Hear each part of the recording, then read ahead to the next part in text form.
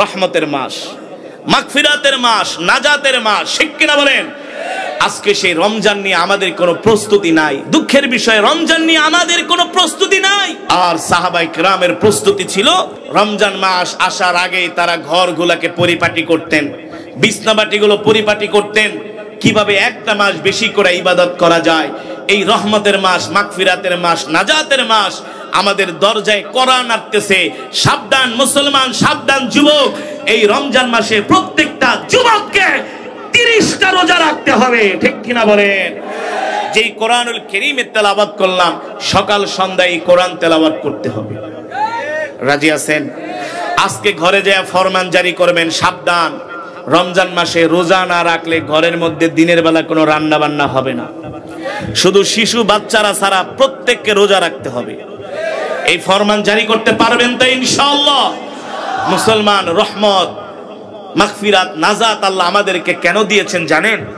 আমরা বাকি 11 মাস গুনাহ করি, একটা মাস যদি আমরা ইবাদত করি, আল্লাহ তাআলা এই 10 দিনের রহমত দিয়ে আমাদের গুনাহগুলো ধুয়ে মুছে পরিষ্কার করে দিবে, ঠিক কিনা বলেন? আল্লাহ ডাক দিয়ে বলে, বান্দা হতাশ হইস না, রহমতের পরে আমি আল্লাহ তোদের জন্য আরো 10 দিন দিছি মাগফিরাত। কি? এই মাগফিরাতে তোদের সব গুনাহগুলো ক্ষমা করা। আমার কাছে বেশি বেশি দোয়া কর, আমার কাছে কান্নাকাটি কর, আমি আল্লাহ মাগফিরাতে তোদের গুনাহগুলো মাফ করে দিব। যদি এই মাগফিরাতের 10 কেও গুনাহ মাফ করাইতে না পারোস, তাহলে আরো 10 দিন আছে নাজাত। কথা বলেন, আরো 10 দিন আছে কি? এই নাজাতের 10 দিন বেশি করে কান্নাকাটি কর, আমি আল্লাহ তোদের গুনাহগুলো মাফ করে দিব। যদি রহমত, মাগফিরাত, নাজাতেও যদি মাফ করাইতে না পারোস, তোদের জন্য আমি আল্লাহ আরেকটা সুযোগ রাখছি, সেটা হলো শবে কদর। আল্লাহর কত সুযোগ দিব বলেন? আল্লাহর কত সুযোগ দিবে? আল্লাহ বলে, আমি তোদের জন্য এমন একটা রাত রাখছি, যে রাত হলো 1000 রাতের চেয়ে উত্তম, ঠিক কিনা বলেন? এই রাত যদি কারো ভাগ্যে নসিব হয়ে যায়, 1000 রাত্র ইবাদত করলে যে সওয়াব, আল্লাহ বলে এক রাত্রে আমি সেই সওয়াব তোদেরকে দিয়ে দিব। আল্লাহু আকবার। ক্ষণিকের এই দুনিয়ায় আল্লাহর নাফরমানি করেন না। যুবক, আল্লাহর নাফরমানি করো না। বাবা, আল্লাহর নাফরমানি করো না। বোন, আল্লাহর নাফরমানি করো না। মাহে রমজান এসেছে আমাদেরকে পুত পবিত্র করার জন্য, ঠিক কিনা বলেন? মাহে রমজান এসেছে জাহান্নাম থেকে আমাদেরকে জান্নাতে প্রবেশ করানোর জন্য। আল্লাহর নবী রাহমাতুল লিল আলামিন মক্কার মানুষের ঘরে ঘরে দাঁড়ে দাঁড়ে যায় যায় কোরআনের দাওয়াত দেয়। মক্কার কাফেররা কোনোভাবেই কোরআনের দাওয়াত যখন বন্ধ করতে পারে না, আল্লাহর নবীর পুত্র সন্তান ছিল, তারা মারা গেল, ইন্তেকাল করলো।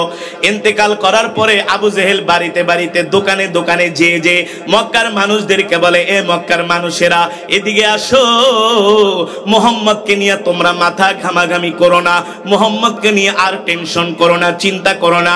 আমিও এখন থেকে মুহাম্মদকে নিয়ে টেনশন করি না, চিন্তা করি না। মক্কার কাফেররা বলে, আবু জেহেল এই কথা আপনি কেন বললেন? আপনার সকল ষড়যন্ত্রই তো হলো মুহাম্মদের বিরুদ্ধে। এখন বলতেছেন মুহাম্মদকে নিয়ে টেনশন করো না, মাথা ঘামায়ও না, কারণ কি? বলে, শোনো শোনো, মুহাম্মদের পুত্র সন্তান ছিল, তারা গতকালকে মারা গেছে। পুত্র সন্তান মারা যাওয়া মানে বংশ শেষ হয়ে যাওয়া, ঠিক না বলেন? পুত্র সন্তান থেকেই তো বংশ পরম্পরা বাড়ে, মেয়েদের থেকে না, ছেলেদের থেকে। এই কারণে সব যুবকরা আইসা যাদের সন্তান হয় না বলে, হুজুর দোয়া করেন আমার যাতে একটা পুত্র সন্তান হয়, হুজুর আমার যাতে একটা কন্যা সন্তান হয়, ঠিক কিনা বলেন? পুত্র সন্তানের জন্য সবাই বেশি লালায়িত থাকে, ঠিক না? আল্লাহর নবীর পুত্র সন্তানরা যখন মারা গেলেন, মক্কার কাফিররা মক্কার মানুষদেরকে বলতেছে, শোনো শোনো, মুহাম্মদ নির্বংশ হয়ে গেছে। বলেন নাউজুবিল্লাহ। মুহাম্মদের পুত্র সন্তান মারা গেছে, মুহাম্মদের বংশ শেষ। আমার নবীকে মক্কার কাফেররা নির্বংশ বইলা গালি দেয়। ইন্না শানিআকা হুয়াল আবতার। মক্কার কাফেররা আমার নবীকে আবতার বলে গালি দিয়েছে, নির্বংশ বইলা গালি দিয়েছে। আমার নবীর হৃদয়ে কষ্ট লাগছে, দিলের মধ্যে কষ্ট লেগেছে। আমার নবী কষ্ট পাইতেছে, কান্না করতেছে। আল্লাহর নবীর চোখের পানি, আল্লাহর নবীর চোখের পানি রব্বুল আলামিন সহ্য করতে পারলেন না। রব্বুল আলামিন সূরাত আলাম নাশরাহ লাকা নাজির করে দিলেন। আর জিবরাইলকে বললেন, ও জিবরাইল, জমিনে যাও, জমিনে যাও, আমার হাবিবকে মক্কার কাফেররা নির্বংশ বইলা গালি দিছে, আমার নবী কষ্ট পাইতেছে, আমার নবীকে যে বলে দাও, আমার হাবিবকে যে বলে দাও, মক্কার কাফেররা আপনাকে নির্বংশ বইলা গালি দিছে, হাবিব আপনি কষ্ট পাবেন না। ওরাফানা লাকা যিকরাক, আপনার পুত্র সন্তান মারা গেছে, তাতে কি হয়েছে? আপনার নাম নেওয়ার জন্য আল্লাহ তাআলা এই জমিনে কোটি কোটি আপনার উম্মত বানায়া দিবে। ও নবী, আপনি কান্না করবেন না, কষ্ট পাবেন না, আল্লাহ তাআলা আপনার জন্য এমন উম্মত বানায়া দিবে, সব পয়গম্বরের চাইতে আপনার উম্মতের সংখ্যা হবে বেশি। আপনার উম্মত আপনাকে কেমন ভালোবাসবে আপনি কি জানেন? আল্লাহ বলছে আপনার উম্মত আপনাকে এমন ভালোবাসবে, কোনদিন আপনার উম্মত আপনার চেহারা দেখে নাই, আমরা আমার নবীজির চেহারা দেখি নাই, ঠিক কিনা বলেন? নবীজির জবানের কথাও আমরা শুনি নাই, ঠিক কিনা বলেন? নবীজির চেহারা না দেখলে কি হবে? নবীজির জবানের কথা না শুনলে কি হবে? আল্লাহর কসম করে বলি, এই দিলের মধ্যে যত ভালোবাসা আছে, সব ভালোবাসা হলো সর্বপ্রথম আমাদের কলিজার টুকরা নবীজির জন্য। এই নবীর জন্য যদি আমাদের মাল দিতে হয়, আমরা মাল দিতে রাজি আছি। এই নবীর জন্য যদি জীবন দিতে হয়, আমরা জীবন দিতে রাজি আছি, ঠিক কিনা বলে? যে কোনো সময়, যে কোনো মুহূর্তে আল্লাহর নবীর জন্য বুলেটের সামনে এই বুকটা পেতে দিতে রাজি আছি, নাই? যদি না থাকেন তাহলে আপনার ঈমান নাই, আপনি মুনাফিক, আপনি বেঈমান। ও যুবক, দেখো না, পঞ্চগড়ে 3 জন রাসূলের আশিক আল্লাহর নবীর জন্য জীবন দিয়ে দিয়েছে, ঠিক কিনা বলেন? শাহবাগের চত্বরে আল্লাহর নবীর জন্য ওলামায়ে দেওবন্দের সন্তানেরা জীবন দিয়ে দিয়েছে। যখন কাফেরেরা আমার নবীর ব্যঙ্গচিত্র অঙ্কন করেছিল, ঢাকার রাজপথে আমরা আল্লাহর নবীর ইজ্জত রক্ষায় মিছিল করেছি, ঠিক কিনা বলেন? শুধু মিছিল না, আল্লাহর নবীর জন্য যদি জীবন দিতে হয়, সর্বপ্রথম ওলামায়ে দেওবন্দের সন্তানেরা অগ্রভাগে থাকে, ঠিক কিনা বলেন? আমরা বিশ্বনবীর শিষ্য, তুমি আমার মাকে গালি দাও, আমার বাবাকে গালি দাও, আমাকে গালি দাও, কোনো সমস্যা নাই, আমরা কষ্ট পাই না, দুঃখ পাই না। আল্লাহর কসম করে বলি, আল্লাহর নবীকে গালি দিলে কলিজা ছিঁড়ে যায়। আমি তোমাকে জ্যান্ত পুঁতে ফেলতে পারি, কোনো দ্বিধা করি না, ঠিক কিনা বলে?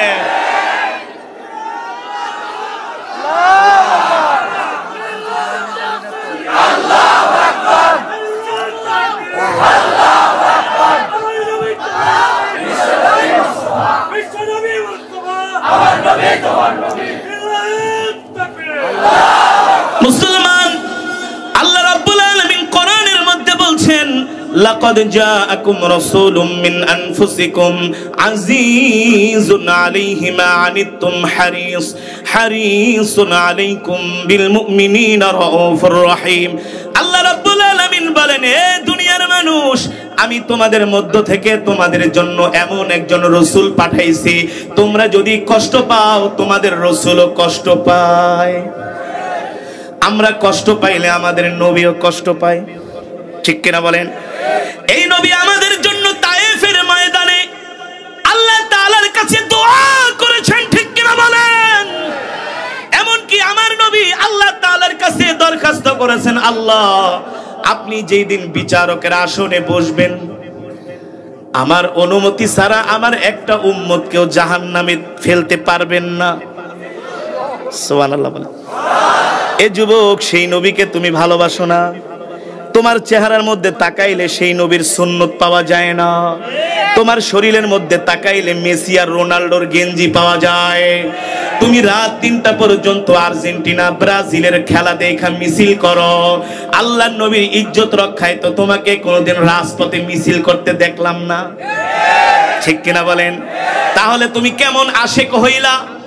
রাসূলের সুন্নত তুমি মানো না, প্রস্রাব করো দাঁড়ায়া দাঁড়ায়া কুত্তার মতো। আছে কি আছে? কিছু যুবক আছে দেখবেন রাস্তায় দাঁড়ায় দাঁড়ায় পেশাব করে। আরে দাঁড়ায় দেয়া প্রস্রাব করে তো কুকুর, মানুষ কোনোদিন দাঁড়ায় প্রস্রাব করতে যদি বলো হুজুর প্যান্টের কারণে দাঁড়ায় তো প্রস্রাব করতে করে বৈশাখ প্রস্রাব করতে পারি না, যেই প্যান্টের কারণে তুমি বৈশাখ প্রস্রাব করতে পারো না ওই প্যান্ট তোমার জন্য পরা জায়েজ নাই। কথা বলেন। আবার কিছু মানুষ আছে বাম হাত দিয়া সিগারেট খায়, বাম হাত দিয়া চা খায়, বাম হাত দিয়া খাবার খায়। কথা বলেন। এগুলো আল্লাহ রসুলের সুন্নত পরিপন্থী কাজ। ও যুবক, একটা কথা মনে রাখবা, আল্লাহর নবীর সুন্নত যদি তুমি না মানো, হাসরের ময়দানে নবী তোমাকে সুপারিশ করবে না। আর আমার নবীর সুপারিশ ছাড়া কেউ জান্নাতে যেতে পারবে না। তুমি যদি মান তাশাব্বাহা বিকওমিন ফাহুয়া মিনহুম, তুমি যদি কোনো খেলোয়াড়, নায়িকা, গায়িকা, তুমি যদি কোনো খেলোয়াড়, নায়িকা, গায়িকা, নর্তকীকে ভালোবাসো, মনে রেখো হাসরের ময়দানে তার সাথে তোমার হাসর নাসর হবে। মুমিনের ভালোবাসা এত সোজা না, মুমিনের ভালোবাসার দাম আছে। মুমিনের ভালোবাসা কোন খেলোয়াড়, গায়িকা, নায়িকা, নর্তকীর জন্য মুমিনের ভালোবাসা হতে পারে না। মুমিনের ভালোবাসা হবে আল্লাহ আল্লাহ রাসূলের জন্য। যেই নবীজি আমাদের জন্য কেঁদেছেন রব্বি হাবলিয়া উম্মতি, এখনো কান্না করতেছেন, ঠিক কিনা বলেন? আল্লাহ তাআলা কোরআনুল কারীমের মধ্যে বলছেন, হাবিব আপনি আমার এমন একজন পয়গম্বর, আপনি আমার এমন একজন নবী। ওগো হাবিব, আমি সব পয়গম্বরদের নাম ধরে ডাক দিছি, ইয়া মূসা, ইয়া ঈসা, ইয়া ইব্রাহিম, ইয়া ইসমাঈল, ইয়া আইয়ুব, ইয়া ইউনুস, ইয়া দাউদ। আল্লাহ আমার নবীর নাম ধরে ডাক দেয় নাই। আমার নবীকে আল্লাহ এত ভালোবাসে, আমার নবী কম্বল মুড়া দিয়া ঘুমায় আছে, আল্লাহ ডাক দেয় ইয়া আইয়ুহাল মুজাম্মিল, হে কম্বলওয়ালা। সুবহানাল্লাহ। আমার নবীকে এত ভালোবাসে আল্লাহ তাআলা, কোরআনের মধ্যে আমার নবীকে কখনো আল্লাহ মুহাম্মদ বইলা ডাক দেয় নাই। সেই নবীকে তুমি মুসলমান যুবক ভালোবাসো না? এ যুবক, সেই নবীর ভালোবাসা তোমার দিলের মধ্যে নাই। আজকে তোমাদের হাতে ধরে পায়ে পড়া বলা যায় আমার নবী রহমাতুল লিল আলামিন। আমার নবী কেমন নবী? আমার নবী রাস্তা দিয়া যখন হাঁটে, গাছগুলো আমার নবীকে সালাম দেয়। আমার নবীর হাতের ইশারায় আকাশের চাঁদ দ্বিখণ্ডিত হয়ে যায়। আমার নবীর মর্যাদা সম্মান এত বেশি, আল্লাহ কোরআনের মধ্যে আয়াত নাজিল করছেন, ইয়া আইয়ুহাল্লাযীনা আমানু লা তারফাউ আসওয়াতাকুম ফাওকা সাওতিন নবী। সাবধান সাবধান, এ দুনিয়ার মানুষ, তোমরা কেউ আমার নবীর সামনে উঁচু গলায় কথা বলবা না। ভালোবাসা কাকে বলে? আল্লাহ সবাইকে ডাক দিয়ে বলছে, সাবধান, আমার নবীর সামনে কেউ উঁচু গলায় কথা বলবে না। আমার নবীর উঁচু গলার চাইতে, আওয়াজের চাইতে আমি আল্লাহ কারো উঁচু আওয়াজ পছন্দ করি না। আল্লাহু আকবার। এখনো বুঝো না যুবক তুমি কোন নবীর উম্মত? হাসরের ময়দানে সব পয়গম্বর ইয়া নফসি ইয়া নফসি বলবে, আর আমার নবী বলবে ইয়া উম্মতি ইয়া উম্মতি। জান্নাতটা কি এমনি পাওয়া যাইবারে যুবক? জান্নাত কি বগুড়ার দই, নাটোরের কাঁচা কলা, টাঙ্গাইলের চমচম? না না না, জান্নাত এত সোজা পাওয়া যাবে না। জান্নাত পাইতে হলে নবীর আশিক হতে হবে, আশিক রাসূল হতে হবে। শুধু জিলাপি খাওয়া আশিক রাসূল হলে হবে না, নবীজির জন্য প্রয়োজনে রক্ত দিতে হবে, ঠিক কিনা বলেন? তাগুতের সামনে দাঁড়ায় বলতে হবে, আমি আমার জীবনের চাইতে আমার নবীকে ভালোবাসি, ঠিক কিনা বলেন? ও যুবক, তুমি কেমন নবীর উম্মত? তোমার নবীর কত পাওয়ার! তোমার নবীকে সারা পৃথিবীর মাখলুকরা পর্যন্ত সম্মান করে, সালাম দেয়। সুবহানাল্লাহ। আরো জোরে বলেন সুবহানাল্লাহ। নবী আমার 13টা বছর মক্কার জমিনে কোরআনের দাওয়াত দিছে। কত বছর? জোরে বলেন। 13 বছর দাওয়াত দেওয়ার পরে মক্কার কাফেরেরা আমার নবীর উপরে এমন অকাথ্য নির্যাতন, এমন জুলুম আমার নবীর উপরে মক্কার কাফেরেরা করছে। আল্লাহ তাআলা নির্দেশ দিয়া বলে, হাবিব আপনি এখন আর মক্কায় থাকবেন না। 13 বছর মক্কায় আপনি কোরআনের দাওয়াত দিবেন, মক্কার কাফেরেরা আপনার উপর অত্যাচার নির্যাতন করতে করতে আপনাকে শেষ করে দিছে। ওগো নবী, আমার আল্লাহর নির্দেশ হলো এবার আপনি মক্কা থেকে হিজরত করে মদিনায় চলে যাবেন। কোথায়? আমার নবী যখন মক্কা থেকে হিজরত করে মদিনার দিকে রওনা শুরু করলেন, নিজের মাতৃভূমি, জন্মভূমি, যেখানে নবীজির মা শুয়ে আছেন, যেখানে নবীজির বাবা শুয়ে আছেন। নবীজির জীবন কৈশোর কেটেছে যেই মক্কায়, যেই বাইতুল্লাহ, যেই বাইতুল্লাহকে আল্লাহর নবী এত ভালোবাসেন, এত ভালোবাসেন। আল্লাহর নবী আল্লাহর নির্দেশ পায়া যখন সাইয়েদনা আবু বকরকে নিয়ে মক্কা থেকে হিজরত করার জন্য মদিনায় রওনা দিলেন, নবীজি বারবার বাইতুল্লাহর দিকে তাকায় আর কান্না করে, এ বাইতুল্লাহ, তোকে ছেড়ে তো আমার যেতে মন চায় না রে বাইতুল্লাহ, আমি কি করব বাইতুল্লাহ? মক্কার কাফেরেরা আমাকে বাইতুল্লাহে থাকতে দিল না। আল্লাহর নবীর চোখের পানি আল্লাহ তাআলা সহ্য করতে পারলেন না। জিবরাইলকে পাঠায় দিয়েছেন, ও জিবরাইল, যাও যাও যাও, আমার বন্ধু বাইতুল্লাহর দিকে তাকায়া তাকায়া কান্না করতেছে, আমার বন্ধুকে যা বইলা দাও আমার নবী মক্কা থেকে মদিনায় যাইতেছে, আমার নবীর সাথে মাত্র আবু বকর আর আমার নবী, আর কিছুদিন পরে আমার নবী মক্কা মদিনা থেকে 10,000 সাহাবী নিয়ে আইসা মক্কা বিজয় করবে। আল্লাহু আকবার। যেই কাফেরেরা আমার নবীকে মক্কা থেকে বের করে দিছে, ওই কাফেরেরা আমার নবীর ভয়ে ঘরের মধ্যে তালা লাগায় বসে থাকবে। আল্লাহু আকবার। যেই মক্কার কাফেরেরা বাইতুল্লাহর চাবি আমার নবীকে দেয় নাই, আমি আল্লাহ আমার নবীকে আর কিছুদিন পরে সেই বাইতুল্লাহর চাবির মালিক বানায় দিব। সাইয়েদনা আবু বকর সহ আল্লাহর নবী মক্কা থেকে মদিনায় রওনা শুরু করলেন। মক্কা থেকে মদিনার দূরত্ব হলো 500 কিলোমিটার। কত কিলোমিটার? দামি কোনো গাড়ি নাই, ট্রেন নাই, প্লেন নাই, মক্কার আঁকা বাঁকা পাহাড়ি পথ, পাহাড়ি রাস্তা। এখন যদি হয় 500 কিলোমিটার, 1450 বছর আগে তার দূরত্ব হবে কম হলেও 1000 কিলোমিটার। কারণ ওই সময় তো আধুনিক রাস্তাঘাট।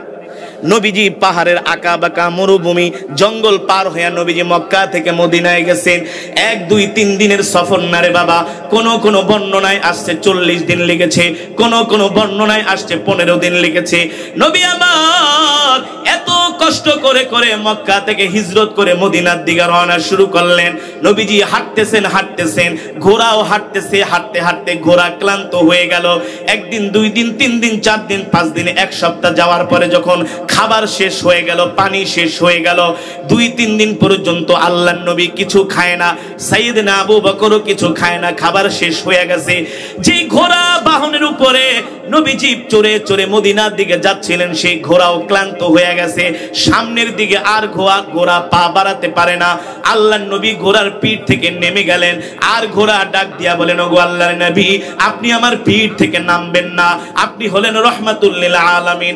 আমি ঘোড়া বেঁচে থাকতে আপনি রাস্তা দিয়ে হাঁটবেন, এই দুঃখ কষ্ট আমি ঘোড়া সহ্য করতে পারবো না। ঘোড়া নবীকে ডাক দিয়া বলে, আপনি আমার পিঠে চড়ে বসেন। আল্লাহর নবী বলেন, না না, আমিও ক্ষুধার্ত, ঘোড়া তুমিও ক্ষুধার্ত। সুবহানাল্লাহ। আমার নবী একটা ঘোড়ার প্রতিও ইনসাফ করছে, দয়া করছে। আজকে আমরা মানুষ হইয়া মানুষের প্রতি দয়া করি না, মানুষ মানুষকে হত্যা করি, মানুষ মানুষকে গালি দেই, ঠিক কিনা বলেন? 1 হাত জায়গার জন্য আমরা মানুষকে খুন করতে দ্বিধা করি না, অথচ নিজেকে আবার নবীর উম্মত দাবি করি, ঠিক কিনা বলেন? সিবাবুল মুসলিমি ফুসুকুন ওয়া কিতালুহু কুফরুন। কোন মুসলমানকে গালি দেওয়া ফাসিকি, আর কোন মুসলমানকে হত্যা করা কুফরি, ঠিক কিনা বলেন? আল্লাহর নবী ঘোড়াকে ডাক দিয়া বলে, ঘোড়া, আমিও ক্ষুধার্ত, তুমিও ক্ষুধার্ত। ঘোড়া বলে, আমি ক্ষুধার্ত হইলে কি হইছে? আমি আপনার খেদমত করতে করতে প্রয়োজনে আমি শহীদ হয়ে যাব, তারপরে আপনি আমার পিঠে চড়া বসেন। সুবহানাল্লাহ। নবীজি ঘোড়ার পিঠে হাত দিয়ে আদর করে বলেন, না না, চলো আমরা হাঁটি। আল্লাহু আকবার। নবীজি 3 দিন পর্যন্ত কিছু খায় না। সাইয়েদনা আবু বকরকে ডাক দিয়েছে, আবু বকর, দেখেন আশেপাশে কোনো বাড়িঘর দেখা যায় কিনা। সাইয়েদনা আবু বকর বলে, গো আল্লাহর নবী, আশেপাশে তো কোনো বাড়িঘর দেখা যায় না। এবার চলতেছে সাইয়েদনা আবু বকর দেখেন প্রচন্ড রৌদ্রের মধ্যে মেঘমালা আমার নবীকে ছায়া দিতেছে।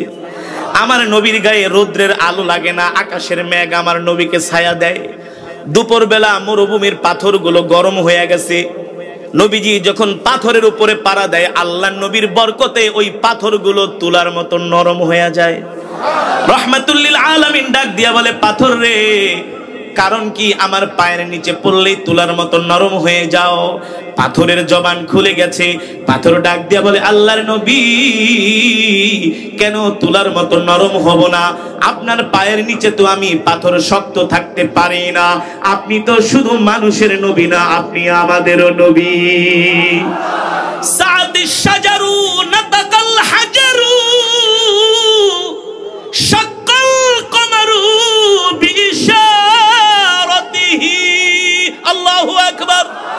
আমার নবীকে গাছ সালাম দেয়, আমার নবীর হাতের আঙ্গুলের ইশারায় চাঁদ দ্বিখণ্ডিত হয়ে যায়, আমার নবীর বরকতে শক্ত পাথর নরম হয়ে যায়। আল্লাহু আকবার।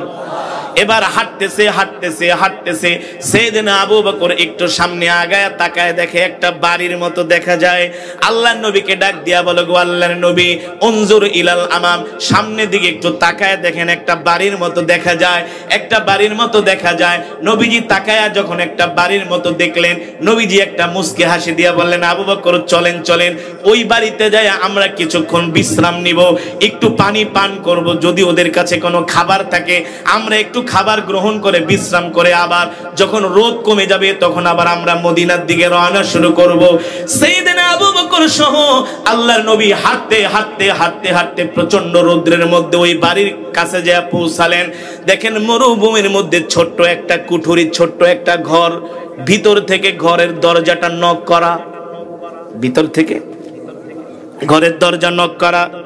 আল্লাহর নবী বললেন, আবু বকর যান, যা বলেন দরজা খুলতে। নক করেন, সাইয়েদনা আবু বকর আগে যা বললেন, ইফতাহিল বাব, ইফতাহিল বাব, এ ঘরের মধ্যে কে আছো, দরজাটা খুলে দাও।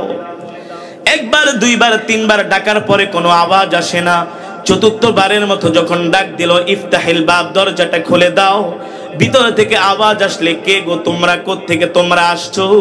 আমার ঘরে কোনো পুরুষ মানুষ নাই, আমি একজন মহিলা একা মাত্র ঘরের মধ্যে। আমার নাম হলো উম্মে মাবাদ, আমার স্বামীর নাম হলো আবু মাবাদ। আমরা এতটা গরিব, আমার স্বামী বকরি চড়ানোর জন্য মাঠে গেছে। আমার স্বামী বিকালবেলা ঘরে আসবে সন্ধ্যার আগে আগে, এর আগে তো আমি দরজা খুলতে পারবো না। সাইয়েদনা আবু বকর বলে, বোন তোমার দরজা খোলার দরকার নাই, আমরা দুইজন পথিক, জিতু মিনাল মক্কা ইলাল মদিনা, আমরা মক্কা থেকে আসছি মদিনার দিকে যাব, জিনা মিনাল ইলাল মদিনা, আমরা মদিনার দিকে যাব, আমরা দুইজন মুসাফির, তোমার ঘরে যদি কোনো খাবার থাকে আমাদেরকে একটু খাবার দাও, 3 দিন পর্যন্ত আমরা কিছু খাই না। এই কথা শোনার পরে উম্মে মাবাদ করুণ সুরে উত্তর দিল, ও মুসাফিরেরা, তোমরা আমার কাছে খাবার চেয়েছো, আনা ফাকিরুন জিদ্দান, আমরা তো গরিব মানুষ, খাবার কোত্থেকে পাবো, ঘরে কোনো খাবার নাই। সাইয়েদনা আবু বকর বলে, বোন রে, আনা আতশানুন জিদ্দান, প্রচন্ড পিপাসার্ত আমরা দুইজন মানুষ, যদি খাবার না থাকে ঘরের মধ্য থেকে একটু পানি হলেও আমাদেরকে দাও, আমরা কলিজাটা ঠান্ডা করি, এতটা পিপাসার্ত, ক্লান্ত, পরিশ্রান্ত। ঘর থেকে আওয়াজ দেয়, এ মুসাফির, আমাদের ঘরে কোনো খাবার পানিও নাই, আমার স্বামী পানির মশ নিয়ে গিয়েছেন, আসার সময় কূপ থেকে পানি নিয়ে আসবে, আমাদের ঘরে কোনো খাবার থাকলে আমরা তোমাদেরকে দিয়ে মেহমানদারি করতাম। এই কথা শোনার পরে সাইয়েদনা আবু বকরের মন খারাপ হয়ে গেল। আল্লাহর নবী আর সাইয়েদনা আবু বকর দুইজন উঠানের সামনে দাঁড়ানো, দেখো ঘরের সামনে একটা বকরি বাঁধা। কি বাঁধা? বকরিটা বাঁধা। আল্লাহর নবী বলে, আবু বকর, এই যে উম্মে মাবাদের ঘরের সামনে একটা বকরি বাঁধা আছে, আপনি একটু উম্মে মাবাদের থেকে অনুমতি নেন, বকরি থেকে আমরা একটু দুধ দোয়া দুইজনে পান কইরা কোন রকম পিপাসাটা নিবারণ করি। সুবহানাল্লাহ বলে। সাইয়েদনা আবু বকর বলে, উম্মে মাবাদ, তোমার ঘরের সামনে বকরি বাঁধা,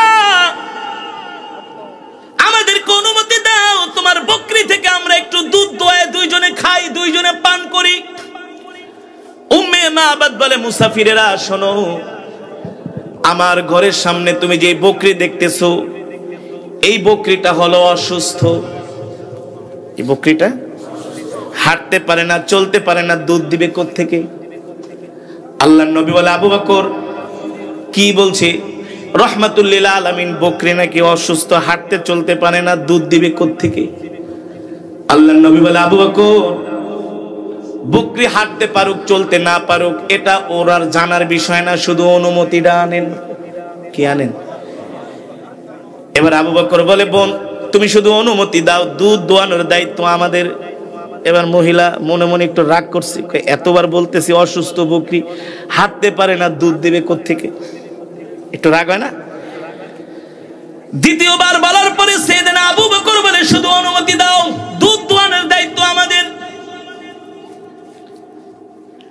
তৃতীয়বারও অনুমতি দেয় না।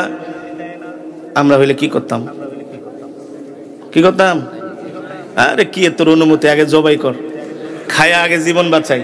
আমরা খাইতে পারি না, আর হ্যাঁ আছে আর বকরি লয়া। ঠিক কিনা বলেন? আল্লাহর নবী তৃতীয়বার রাহমাতুল লিল আলামিন বললেন, আবু বকর আপনি শুধু অনুমতি নেন।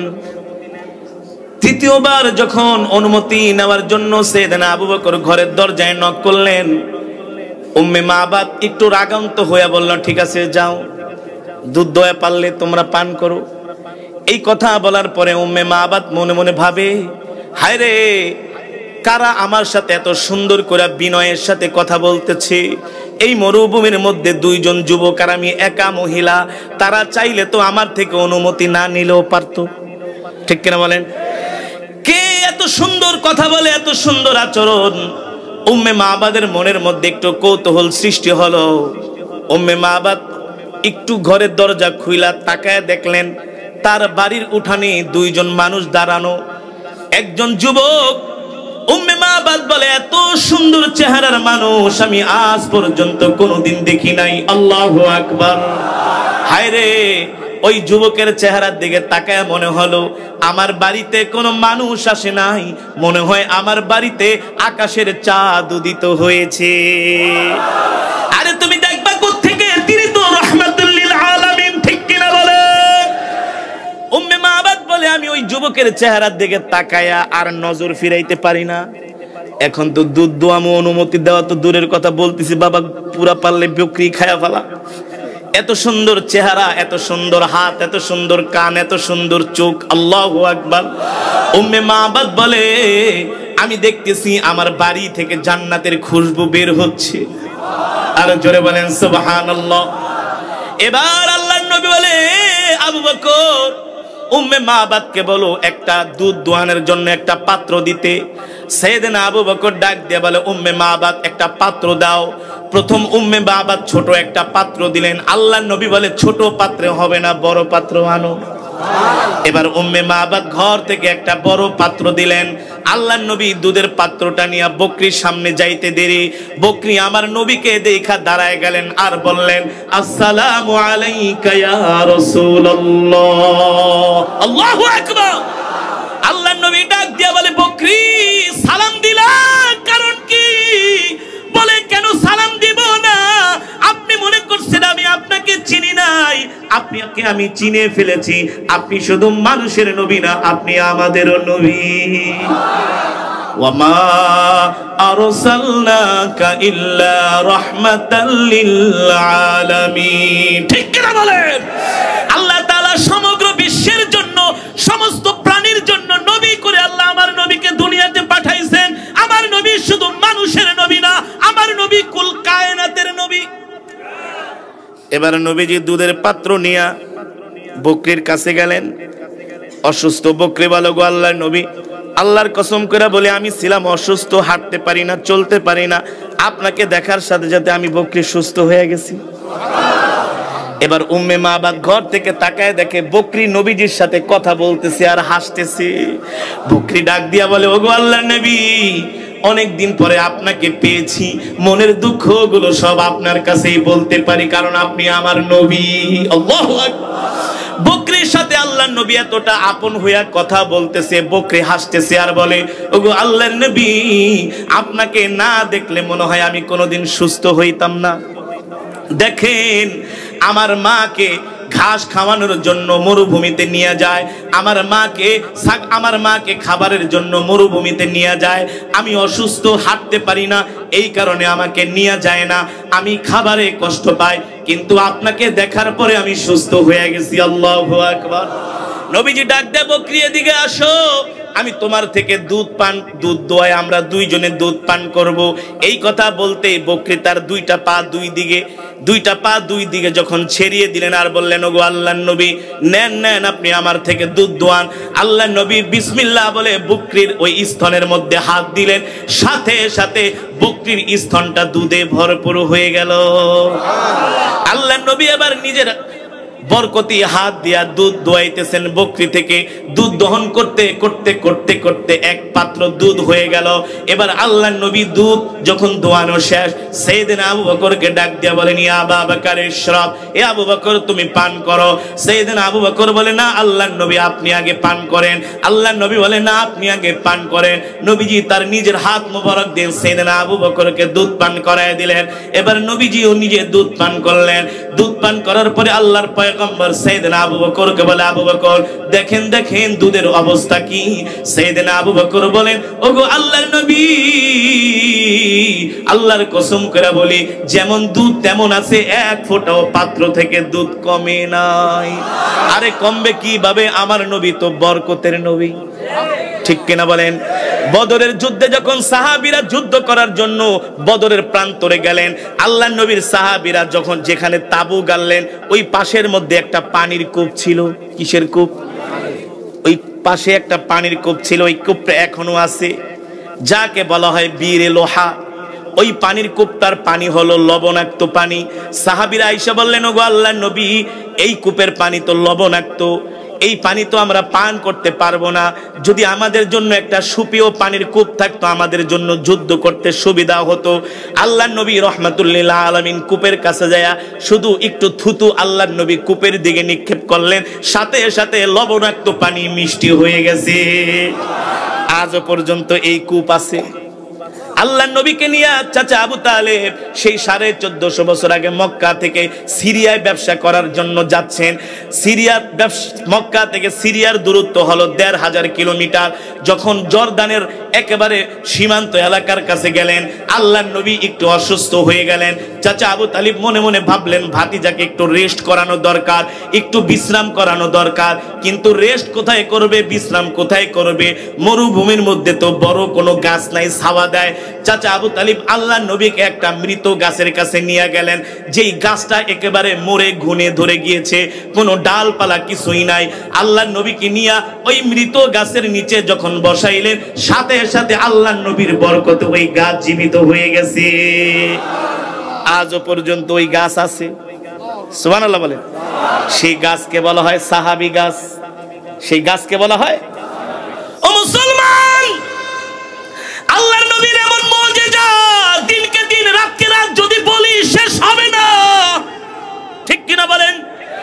এবার সাইয়েদনা আবু বকর আল্লাহর নবী দুধ পান করার পরে আস্তে আস্তে বিকাল হচ্ছে, রোদ্রের তাপও কমতেছে। এবার আল্লাহর নবী বলেন, আবু বকর চলেন আবার মদিনার দিকে হাঁটা শুরু করি, রওনা শুরু করি। যখন সাইয়েদনা আবু বকরকে নিয়ে আল্লাহর নবী মদিনার দিকে আবার রওনা শুরু করলেন, উম্মে মাবাদ বলেন, এবার আমি আর ঘরে থাকতে পারলাম না, ঘরের দরজাটা খুলে লাফ দিয়ে আমি উঠানে নেমে আসলাম। দেখি আমার ঘরের উঠানটা ওই যুবকের শরীরের ঘেরানে পুরা একেবারে ঘেরান ছড়ায় গেছে। এমন ঘেরান আমি আজ পর্যন্ত কোনোদিন শুনি নাই। মনে হয় জান্নাতের খুশবুর ঘেরান পাচ্ছি। আল্লাহু আকবার। এবার উম্মে মাবাদ বলে, ওই দুইজন যুবক যখন মদিনার দিকে রওনা শুরু করলেন, আমি তাকায় দেখলাম আকাশের মেঘমালা যুবককে ছায়া দিতেছে। আমি পিছন থেকে তাকায় বলি, বরকতে মেহমানরা তোমরা যেও না, আমার বাড়িতে আবার মেহমান হও, কারণ তোমাদের মতো এমন বরকতি মেহমান আমি আজ পর্যন্ত কোনোদিন পাই নাই।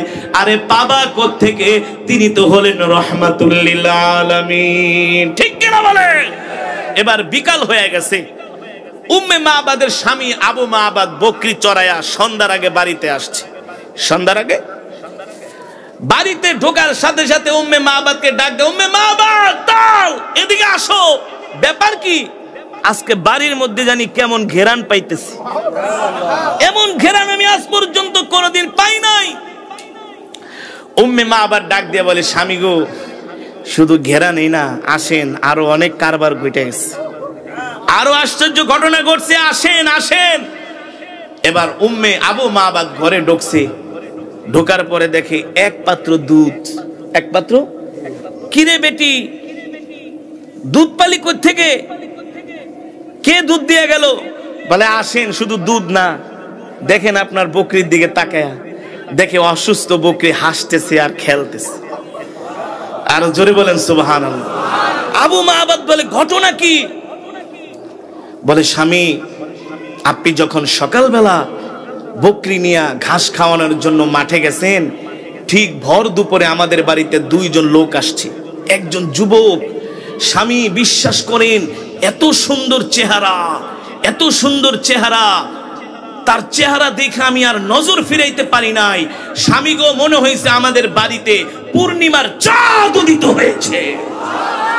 নবীজির সৌন্দর্যের বর্ণনা দিচ্ছেন স্বামী। এত সুন্দর তার চুল, এত সুন্দর তার হাত, এত সুন্দর তার চোখ, এত সুন্দর তার চেহারা, এত সুন্দর স্মার্ট। স্বামী এত সুন্দর করে কথা বলে, সৌতুন জামিল, এত সুন্দর আওয়াজ, কণ্ঠের আওয়াজ আমি আজ পর্যন্ত কোনোদিন শুনি নাই। জোরে বলেন সুবহানাল্লাহ। উম্মে মাবাদ বলে স্বামী দেখেন, এই বকরিও দেখতেছি ওই যুবকের সাথে কথা বলতেছে, অসুস্থ বকরি সুস্থ হয়ে গেছে। আবু মাবাদ বলে এমন ঘেরানো তো আমি আজ পর্যন্ত কোনোদিন পাই নাই। এ বেটি, সত্যি করে বল কোথায় গেছে, কোন রাস্তা দিয়ে গেছে? বলে স্বামী এই রাস্তা দিয়ে মদিনার দিকে গেছে। আবু মাবাদ বলে বলস কি, বলস কি? যার জন্য আমি এই মরুভূমির মধ্যে ঘর বানাইছি, আমি আমার তাওরাত কিতাবের মধ্যে পড়েছি, শেষ জামানায় একজন নবীর আবির্ভাব ঘটবে, তার নাম হলো মুহাম্মদ ইবনে আব্দুল্লাহ। তিনি মক্কা থেকে মদিনায় এই পথে হিজরত করবে, আমি আমার তাওরাত কিতাবের মধ্যে পড়েছি। আর আমার পাদ্রী আমাকে বলছে ওই মোহাম্মদকে যখন পাইবা আর দেরি করবা না, সাথে সাথে তার হাতে হাত রেখে কালেমা পড়ে মুসলমান হয়ে যাওয়া। আমি তো সেই নবীকে পাওয়ার জন্য এখানে ঘর বানাইছি। কোন পথ দিয়ে গেছে? বলে এই পথ। আগে আরবের মানুষ এত বুদ্ধিমান ছিল, কারণ ওই সময় তো আধুনিক টেকনোলজি। তারা ঘোড়ার বিষটা, ঘোড়ার পায়খানা দেখা তারা বইলা দিতে পারতো এটা কোন দেশের ঘোড়া। আল্লাহ তাআলা প্রত্যেকটা জাতিকে আল্লাহ তাআলা ঠেকায় রাখে না। আধুনিক টেকনোলজি, বিজ্ঞান, ম্যাপ, গুগল টুগল না থাকলে কি হয়েছে, আল্লাহ তাদের মাথায় এমন ব্রেন দিয়া দিত, তারা ঘোড়ার পায়খানা দেখা বলতে পারতো এই ঘোড়াটা কোন দেশের ঘোড়া, কোন দেশের ঘোড়া বলে দিতে পারতো। এবার আবু মাবাদ ঘোড়ার পায়খানা দিয়ে বলে হ্যাঁ ঠিক আছে তোমার কথা, এই ঘোড়া হলো সেই আরবের ঘোড়া, মরুভূমির ঘোড়া, মক্কার ঘোড়া, ঠিক আছে। আর তিনি হলেন আল্লাহর নবী জনাবে মুহাম্মদুর রাসূলুল্লাহ সাল্লাল্লাহু আলাইহি ওয়াসাল্লাম। স্ত্রী রে, এই নবীকে পাওয়ার জন্য তো এখানে ঘর বানাইছি, খেদমত করার জন্য। তাড়াতাড়ি করে গাট্টি বস্তা যা আছে তাড়াতাড়ি বান, ভেড়া বকরি যা আছে, চলো আমরাও মদিনায় যায়া সেই নবীর হাতে হাত রেখে কালেমা পড়ে মুসলমান হয়ে যাব। আল্লাহু আকবার। আল্লাহর বান্দারা, সেই নবী হলেন আপনার আমার কলিজার টুকরা পেয়ারা নবী রাহমাতুল লিল। সেই নবীকে মুখে মুখে ভালোবাসলে হবে না, নবীকে ভালোবাসতে হবে তার সুন্নতের মাধ্যমে, ঠিক কিনা বলেন? নবীর সুন্নতগুলো জিন্দা করতে হবে, নবীর সুন্নতগুলো ঘরের মধ্যে কায়েম করতে হবে, ঢিলাকুলু ব্যবহার করতে হবে, মিসওয়াক করতে হবে, দস্তরখানা বিছায় ভাত খেতে হবে, আসসুস সালাম, এক মুসলমান আর এক মুসলমানকে সালাম দিতে হবে, মুসলমান মুসলমানের সাথে কখনো রুড আচরণ করা যাবে না, এমনকি অমুসলিমের সাথেও না, ঠিক কিনা বলেন? লিনুল কালাম, উত্তম ব্যবহার করতে হবে। আর সবচেয়ে বড় কথা হলো, আর 3 দিন পরেই শুরু হচ্ছে মাহে রমজান, রহমতের মাস, মাগফিরাতের মাস, নাজাতের মাস, ঠিক কিনা বলেন? আজকে সেই রমজান নিয়ে আমাদের কোনো প্রস্তুতি নাই। দুঃখের বিষয়, রমজান নিয়ে আমাদের কোনো প্রস্তুতি নাই। আমাদের দেশের সবচেয়ে বড় প্রস্তুতি আমাদের জন্য যে রমজান মাস আসলে কিভাবে বেশি করে ব্যবসা করা যায়, 100 টাকার ছোলা কিভাবে 150 টাকা বেচা যায়, 60 টাকার দুধ কিভাবে 100 টাকা বিক্রি করা যায়, ঠিক কিনা বলেন? কিভাবে তেলের দাম বাড়ানো যায়, পেঁয়াজের দাম বাড়ানো যায়, চিনির দাম বাড়ানো যায়, গোশতের দাম বাড়ানো যায়, কিভাবে রোজাদারদেরকে কষ্ট দিয়া বেশি বেশি সিন্ডিকেট করে মুনাফা লাভ করা যায়। এটা হলো আমাদের বাংলাদেশের মুসলমানদের প্রস্তুতি। আর সাহাবায়ে কেরামের প্রস্তুতি ছিল, সাহাবায়ে কেরামের প্রস্তুতি ছিল রমজান মাস আসার আগেই তারা ঘরগুলাকে পরিপাটি করতেন, বিছনাবাটিগুলো পরিপাটি করতেন, কিভাবে একটা মাস বেশি করে ইবাদত করা যায়। এই রহমতের মাস, মাগফিরাতের মাস, নাজাতের মাস, আমাদের দরজায় কোরআন আসতেছে। সাবধান মুসলমান, সাবধান যুবক, এই রমজান মাসে প্রত্যেকটা যুবককে 30টা রোজা রাখতে হবে, ঠিক কিনা বলেন? যেই কোরআনুল কারীমের তেলাওয়াত করলাম, সকাল সন্ধ্যায় কোরআন তেলাওয়াত করতে হবে। রাজি আছেন? আজকে ঘরে যায় ফরমান জারি করবেন, সাবধান, রমজান মাসে রোজা না রাখলে ঘরের মধ্যে দিনের বেলা কোনো রান্না বান্না হবে না। শুধু শিশু বাচ্চারা ছাড়া প্রত্যেককে রোজা রাখতে হবে। এই ফরমান জারি করতে পারবেন তো ইনশাআল্লাহ? মুসলমান, রহমত, মাগফিরাত, নাজাত আল্লাহ আমাদেরকে কেন দিয়েছেন জানেন? আমরা বাকি 11 মাস গুনাহ করি, একটা মাস যদি আমরা ইবাদত করি, আল্লাহ তাআলা এই 10 দিনের রহমত দিয়ে আমাদের গুনাহগুলো ধুয়ে মুছে পরিষ্কার করে দিবে, ঠিক কিনা বলেন? আল্লাহ ডাক দিয়ে বলে, বান্দা হতাশ হইস না, রহমতের পরে আমি আল্লাহ তোদের জন্য আরো 10 দিন দিছি মাগফিরাত। কি? এই মাগফিরাতে তোদের সব গুনাহগুলো ক্ষমা করা। আমার কাছে বেশি বেশি দোয়া কর, আমার কাছে কান্নাকাটি কর, আমি আল্লাহ মাগফিরাতে তোদের গুনাহগুলো মাফ করে দিব। যদি এই মাগফিরাতের 10 কেও গুনাহ মাফ করাইতে না পারোস, তাহলে আরো 10 দিন আছে নাজাত। কথা বলেন, আরো 10 দিন আছে কি? এই নাজাতের 10 দিন বেশি করে কান্নাকাটি কর, আমি আল্লাহ তোদের গুনাহগুলো মাফ করে দিব। যদি রহমত, মাগফিরাত, নাজাতেও যদি মাফ করাইতে না পারোস, তোদের জন্য আমি আল্লাহ আরেকটা সুযোগ রাখছি, সেটা হলো শবে কদর। আল্লাহর কত সুযোগ দিব বলেন? আল্লাহর কত সুযোগ দিবে? আল্লাহ বলে, আমি তোদের জন্য এমন একটা রাত রাখছি, যে রাত হলো 1000 রাতের চেয়ে উত্তম, ঠিক কিনা বলেন? এই রাত যদি কারো ভাগ্যে নসিব হয়ে যায়, 1000 রাত্র ইবাদত করলে যে সওয়াব, আল্লাহ বলে এক রাত্রে আমি সেই সওয়াব তোদেরকে দিয়ে দিব। আল্লাহু আকবার। দুঃখ আর পরিতাপ, আফসোসের বিষয় হলো, এই রমজান মাসেও অনেক মুসলমান গ্যাস্ট্রিক আলসারের দোহাই দিয়া রোজা রাখে না। আপনাদের এলাকায় আছে কি আছে না? আমাদের ঢাকা শহরে অনেক আছে, পুরা বছর ভালো থাকে, মাগার রমজান মাস আসলেই তার গ্যাস্ট্রিক শুরু হয়ে যায়। এই সমস্ত গ্যাস্ট্রিক আলসারের ভাউতাবাজি দিয়া আপনি যদি রোজা না রাখেন, হাসরের ময়দানে পিটাতে পিটাতে জাহান্নামে নিয়ে যাওয়া হবে, ঠিক কিনা বলেন? ক্ষণিকের এই দুনিয়ায় আল্লাহর নাফরমানি করেন না। যুবক, আল্লাহর নাফরমানি করো না। বাবা, আল্লাহর নাফরমানি করো না। বোন, আল্লাহর নাফরমানি করো না। মাহে রমজান এসেছে আমাদেরকে পুত পবিত্র করার জন্য, ঠিক কিনা বলেন? মাহে রমজান এসেছে জাহান্নাম থেকে আমাদেরকে জান্নাতে প্রবেশ করানোর জন্য। এ কারণে মাহে রমজানে দিনের বেলায় হোটেল রেস্তোরাঁ বন্ধ রাখতে হবে। দিনের বেলায় কোনো খাওয়া দাওয়া চলবে না, ঠিক কিনা বলেন? যদি আপনি একান্ত বড় ধরনের কোনো অসুস্থ হন, আপনার জন্য ছাড় আছে, আছে না? ইসলাম কোনো কিছু কারো মাথার উপর চাপিয়ে দেয় নাই। আবার ইসলামও এমন না যে আপনি যেমনি ইচ্ছা এমনি ইসলামটা পালন করবেন, এটাও হবে না। কারণ ইসলাম আপনার মন গড়া ধর্ম নয়। ইসলামের প্রতিটি বিধান, আহকাম এসে আল্লাহ তাআলার পক্ষ থেকে, মিনাল্লাহি তাআলা, ঠিক কিনা বলেন? এ কারণে মাহে রমাদানুল মুবারকের পবিত্রতা রক্ষায় আমরা 5 ওয়াক্ত নামাজ পড়ব, সকাল সন্ধ্যা কোরআন তেলাওয়াত করব, 30টা রোজা রাখব, আর খতমে তারাবি পড়ব। কিছু অলস রোজাদার আছে, অলস, খোঁজে কোন মসজিদে সূরা তারাবি হয়, কোন মসজিদে 20 মিনিটে নামাজ শেষ হয়ে যায়। আয়েশা আবার গর্ব করে, হুজুর জানেন 20 মিনিটে শেষ। কি 20 মিনিটে শেষ? 20 মিনিটে কি শেষ? হুজুর এশারের নামাজ সহ 20 রাকাত তারাবি 20 মিনিটে শেষ, নফল সহ। ওটা কোনো নামাজ না, ওটা হলো ফাইজলামি, ঠিক কিনা বলেন? নামাজ পড়তে হবে ধীরে সুস্থে, কোরআন তেলাওয়াত করতে হবে তারতিলের সাথে, ঠিক কিনা বলেন? এ কারণে খতমে তারাবি যে মসজিদে হয় সেই মসজিদে খতমে তারাবি পড়বেন, অথবা আপনারা হাফেজে কোরআন রেখে তাদের পিছনে আপনারা খতমে তারাবি পড়বেন। মাহে রমাদানুল মুবারকের আমরা পবিত্রতা রক্ষা করব, 30টা রোজা রাখবো, আল্লাহর নবীর সুন্নতগুলো আমরা মেনে চলবো। রাজি আছেন তো ইনশাআল্লাহ? আল্লাহ আমাদের তৌফিক দান করুন, বলি আমিন। কোরআনের তেলাওয়াত শুনে মক্কার কাফেরেরা কালেমা পড়ে মুসলমান হয়ে গিয়েছিল। এই কোরআনের জন্য আল্লাহর নবীকে উহুদের ময়দানে দান মোবারক শহীদ করতে হয়েছে। এই কোরআনের জন্য আল্লাহর নবীকে তায়েফের ময়দানে কাফেরের পাথরের আঘাত খেতে হয়েছে, ঠিক কিনা বলেন? আল্লাহর জমিনে আল্লাহর কোরআনের রাজ কায়েমের জন্য যদি আমাদেরকেও যদি জীবন দিতে হয়, আমরা তাতে রাজি আছি কি আছি না? আছি কি আছি না? আল্লাহ আমাদের কবুল করুন, বলি আমিন। আরো জোরে বলি আমিন।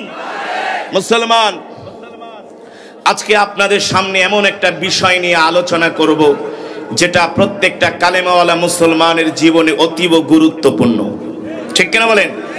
আমি এই মজমার মধ্যে যেই কোরআন পড়েছি, এই কোরআন কোনো দলের কোরআন না, এই কোরআন কোনো গোষ্ঠীর কোরআন না। এই কোরআন আওয়ামী লীগ, বিএনপি, জাতীয় পার্টি, জামাত ইসলাম, জাসদ, বাসদ, চরমনাই, ওহাবি, সুন্নি যা আছে সবার কোরআন। আমরা এক নবীর উম্মত, কথা বলে না? আমরা কয় নবীর উম্মত? আমাদের কাবা কয়টা? জোরে বলেন। আমাদের আল্লাহ কয়জন? আমাদের এক কাবা, এক আল্লাহ, আমরা এক নবীর উম্মত, ঠিক কিনা বলেন? আমাদের মাঝে কোনো ভেদাভেদ নাই। যারা ভেদাভেদ মনে করে ওরা মূর্খ, ওরা জাহেল, ঠিক কিনা বলেন? আমরা এক কোরআনের আহ্বানে এখানে এসেছি, ঠিক না মুসলমান? এখন এমন একটা বিষয় নিয়ে আপনাদের সামনে আলোচনা করব, যেই বিষয়টা প্রত্যেকটা কালেমাওয়ালা মুসলমানের জীবনের জন্য অনেক বড় গুরুত্বপূর্ণ বিষয়। যেই বিষয়টা না জানলে, না মানলে, না বুঝলে ঈমানই থাকবে না, জান্নাতেও যেতে পারবেন না। দরকার আছে কি আছে না? সেই বিষয়টার নাম হলো আকীদায়ে খতমে নবুয়াত। আকীদায়ে খতমে নবুয়াত। আমার এই জীবনের চাইতে আমার নবীকে ভালোবাসতে হবে। আমি আমার জীবনের চাইতে যদি আমি আমার নবীকে ভালোবাসতে না পারি, আমি জান্নাতি হতে পারবো না, আমি মুমিন হতে পারবো না, আমার ঠিকানা হবে জাহান্নাম। এই ভালোবাসা কেমন ভালোবাসা? নবীকে ভালোবাসতে হবে নিজের সন্তানের চেয়েও, ঠিক কিনা বলেন? নবীকে ভালোবাসতে হবে নিজের স্ত্রীর চেয়েও, প্রিয় নবীজিকে ভালোবাসতে হবে নিজের মায়ের চেয়ে, বাবার চেয়েও, ঠিক কিনা বলেন?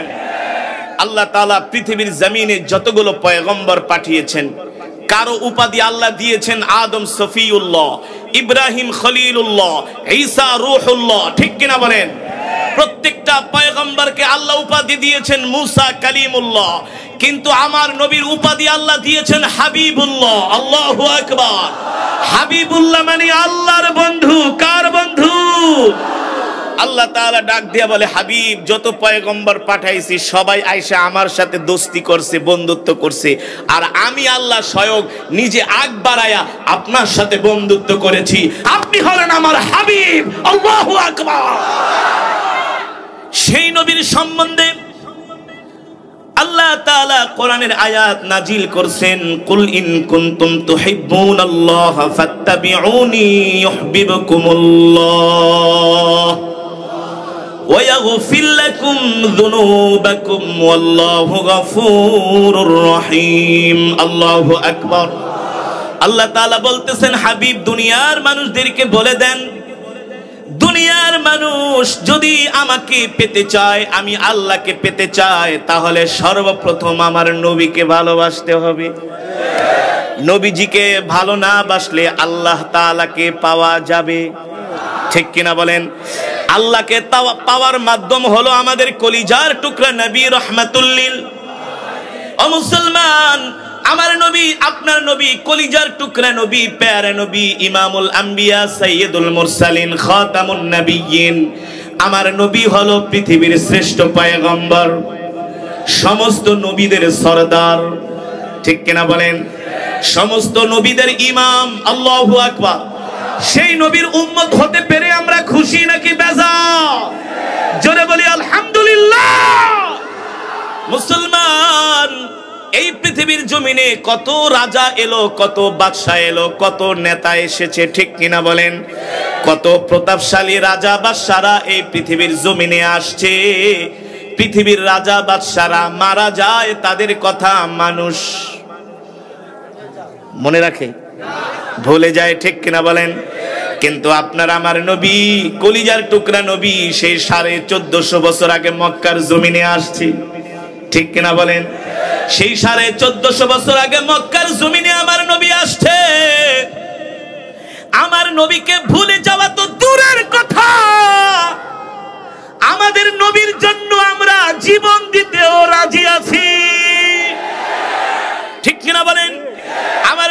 রহমাতুল লিল আলামিন এমন নবী, আমার নবী কিভাবে খেয়েছেন এটাও এখনো হাদিসের মধ্যে আছে, ঠিক কিনা বলেন? নবীজি কিভাবে ভাত খেতেন আমরাও সেভাবে ভাত খাই। নবীজি কিভাবে বাথরুমে যেতেন আমরাও সেভাবে বাথরুমে যাই। নবীজি কিভাবে মসজিদে যাইতেন আমরাও সেভাবে মসজিদে যাই। নবীজি কিভাবে রাস্তা দিয়ে হাঁটতেন আমরাও সেভাবে রাস্তা দিয়ে হাঁটি, ঠিক কিনা বলেন? নবীজির এই কর্মগুলো, নবীজির এই কাজগুলো, এই সুন্নতগুলো কিয়ামত পর্যন্ত এই পৃথিবীর জমিনে বাস্তবায়িত থাকবে। কিয়ামত পর্যন্ত আল্লাহর জমিনে নবীজির সুন্নতগুলো জিন্দা থাকবে। ও মুসলমান, কেন জিন্দা থাকবে? আমার নবী হলেন রহমাতুল লিল আলামিন, ঠিক কিনা বলেন?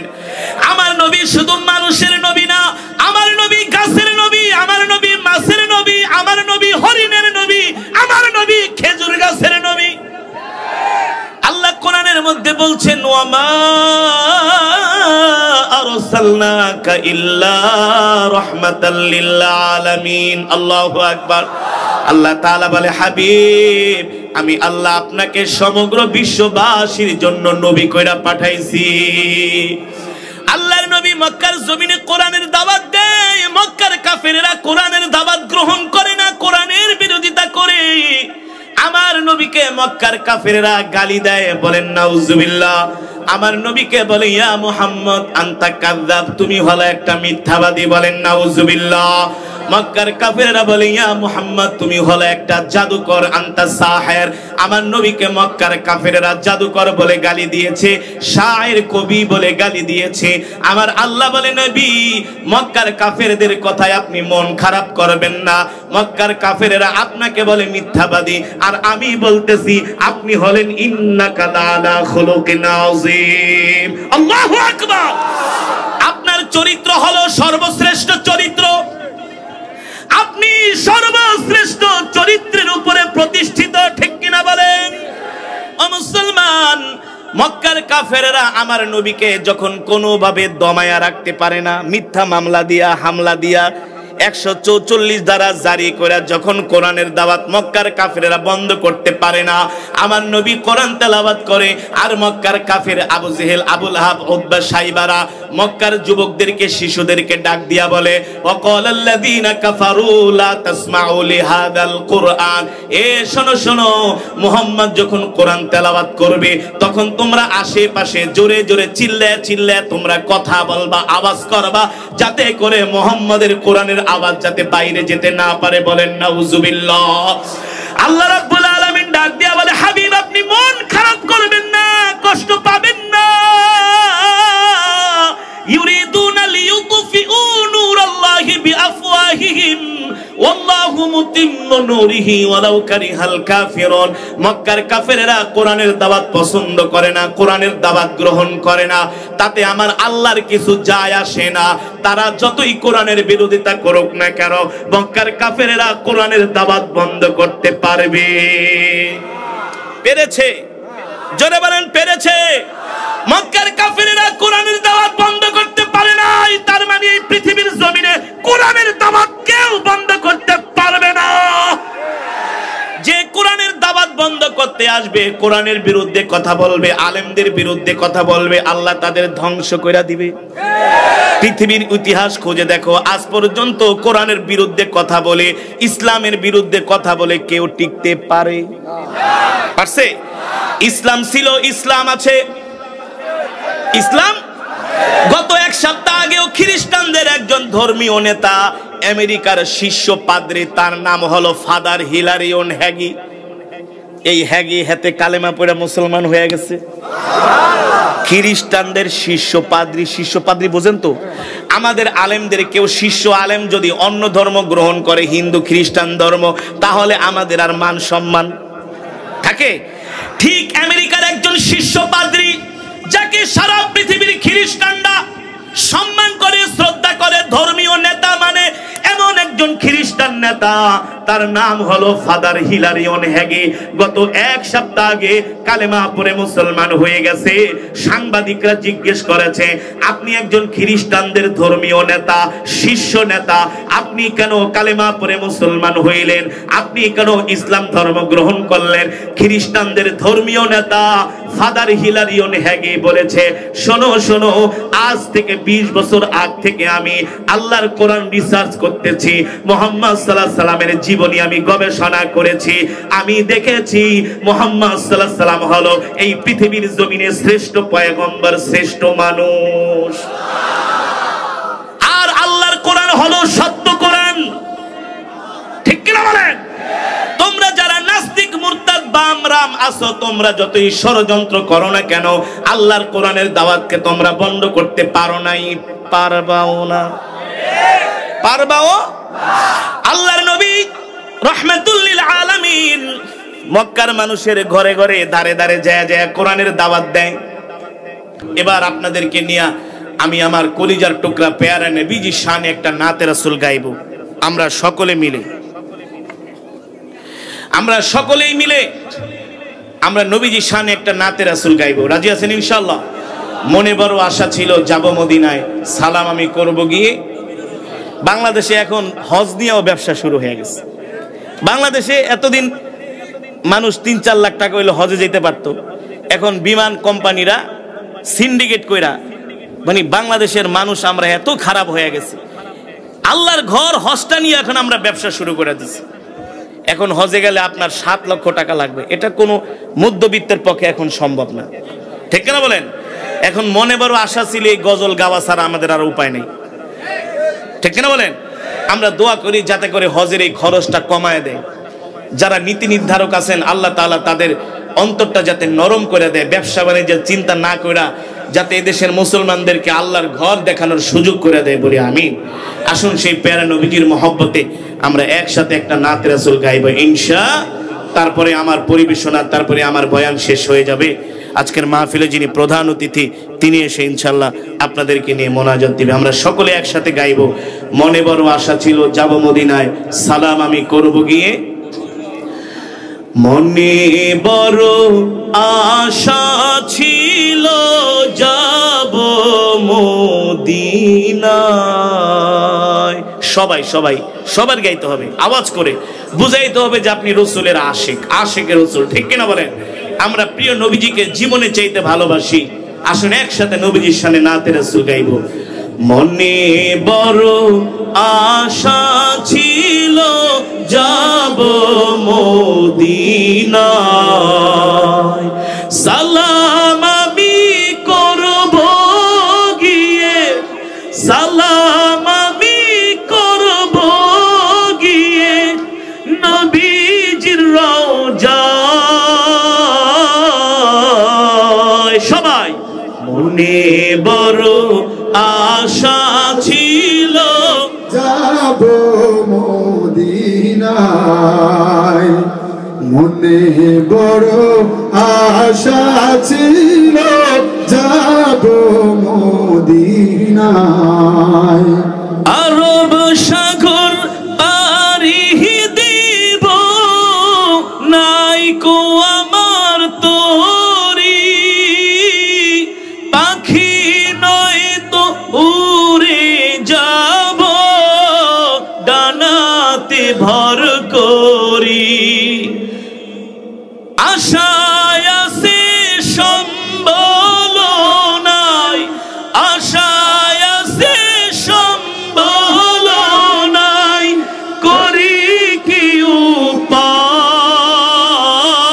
উপায়। সবাই মনে বড় আশা ছিল যাব মদিনায়, মনে বড় আশা ছিল যাব মদিনায়। সালাম আমি করব গিয়ে, সালাম আমি করব গিয়ে নবীজির রওজায়। মনে বড় আশা ছিল যাব মদিনায়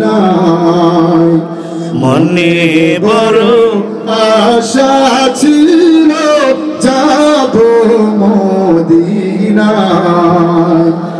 কাফেলাতে কে যাও তুমি কে যাও বিয়ে তোরি আমার নাও নাও ভাই সঙ্গে নিয়ে খানি কৃপা করি কাফেলাতে কে যাও তুমি কে যাও বিয়ে তোরি আমার নাও নাও ভাই সঙ্গে নিয়ে খানি কৃপা করি সঙ্গে যদি না লাও মরে গিয়ে মদিনা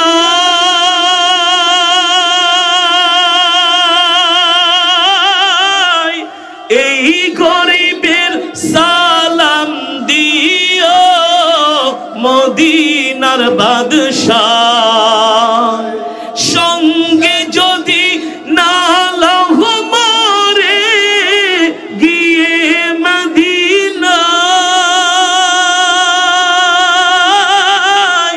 এই গরিবের সালাম কয়ো নবীজির রওজায় আশায় আছে সম্বল নাই ঠিক কিনা বলে আশায় আছে সম্বল নাই করি কি উপায় মনে বড় আশা ছিল যাব মদিনায় মনে বড় আশা ছিল যাব মদিনায় সালাম আমি করব গিয়ে সালাম আমি করব গিয়ে নবীজির রওজায় মনে বড় আশা ছিল যাব মদিনায় মনে বড় আশা ছিল যা